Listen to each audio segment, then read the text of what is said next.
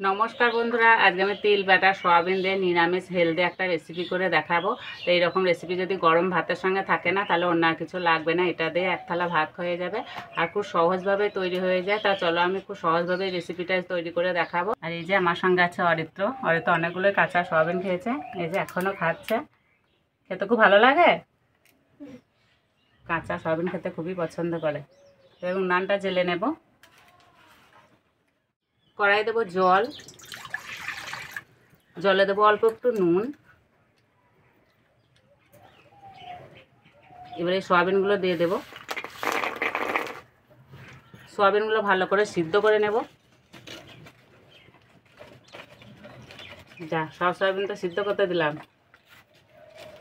আর তো খাওয়া হবে না।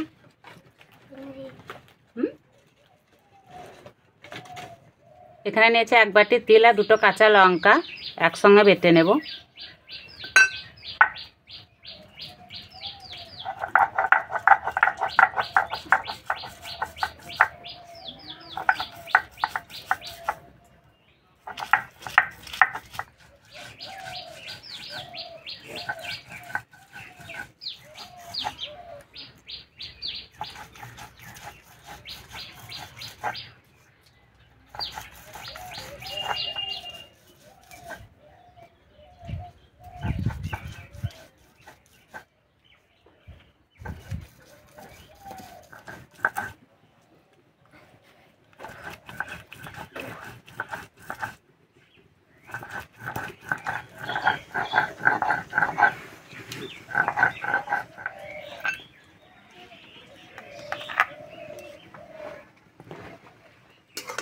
সয়াবিন সিদ্ধ হয়ে গেছে, এবার ঢেলে নেব।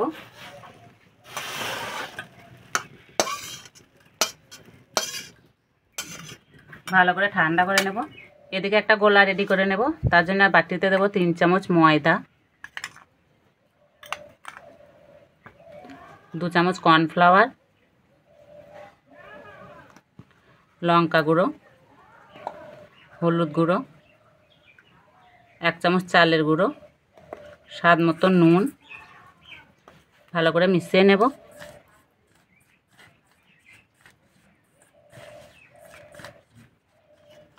অল্প অল্প জল দিয়ে গুলে নেব।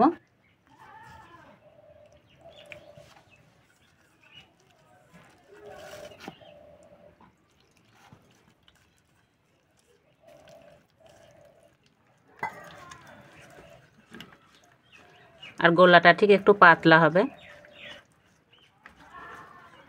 ঠিক এইরকম হবে।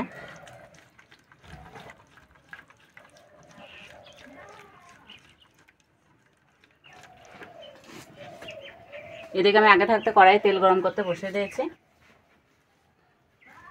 এবার এই সোয়াবিনগুলো বেশ করে চিপিয়ে চিপিয়ে গোলার মধ্যে দিয়ে দেব।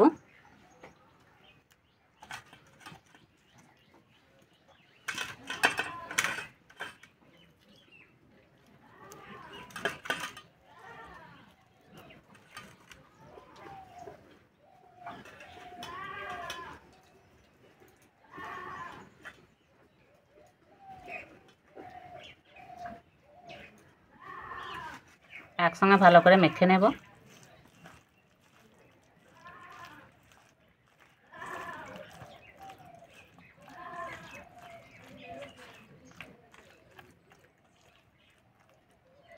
সোয়াবিনগুলো ভাজার জন্য তেল খুব ভালো করে গরম করে নিয়েছি, এবার ভেজে নেব।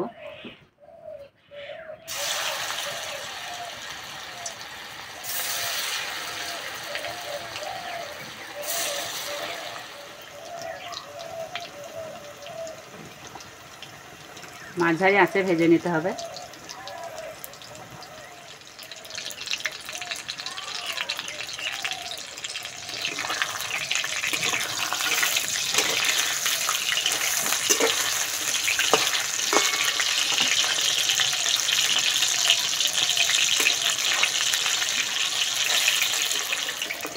ভাজা হয়ে গেছে, ঠিক এইরকম কালার করে ভেজে নিতে হবে।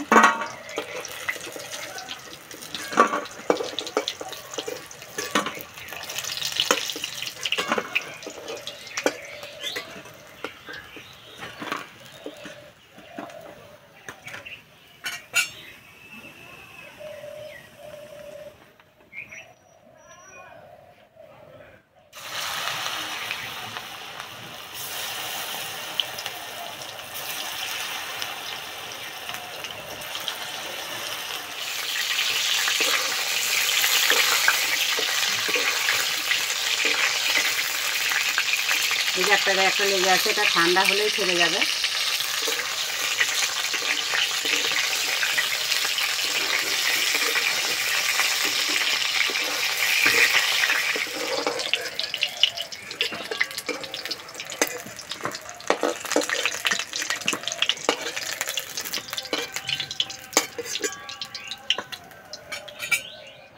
এই তেলে রান্না করে নেব। তেলে দেবো গোটা জিরে, বেটে রাখা তিল,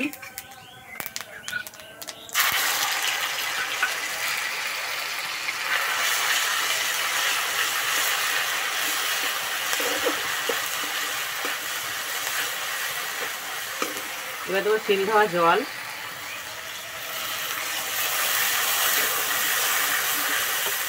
সামান্য একটু হলুদ গুঁড়ো দেবো, আর দেবো স্বাদ মতো নুন।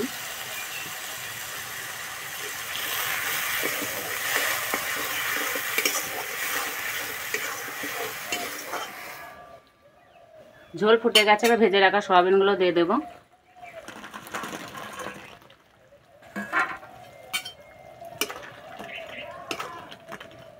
বেশিক্ষণ রান্না করবো না, 2-1 বার ফুটিয়ে নিলে হয়ে যাবে।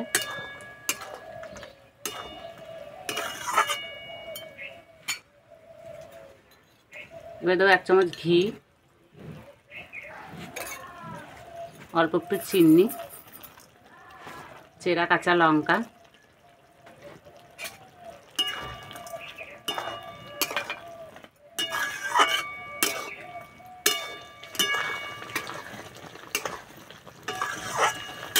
হয়ে গেছে, নামিয়ে দেব।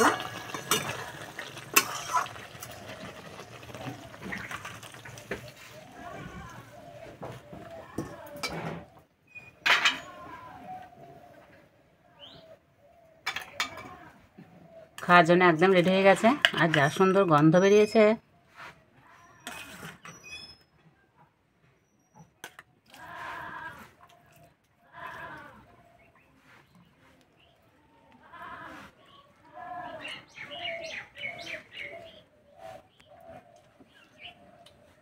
সত্যি বন্ধুরা, খেতে দারুণ লাগছে।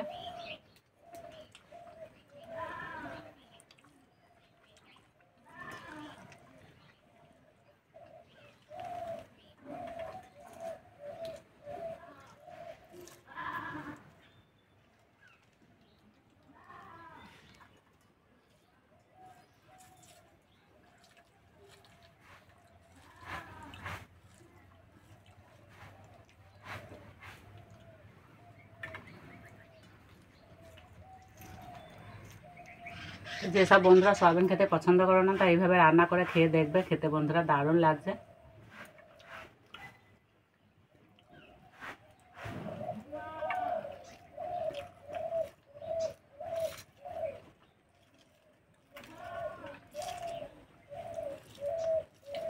আশা করছি আজকের রেসিপিটা খুবই ভালো লেগেছে। ভালো লাগলে লাইক করবে, বন্ধুদের সঙ্গে শেয়ার করবে, চ্যানেলটি সাবস্ক্রাইব করবে। তাদের এই বন্ধু আবার অন্য কোনো রেসিপিতে দেখা হবে। ততক্ষণ সবাই সুস্থ থাকবে, ভালো থাকবে, সাবধানে থাকবে।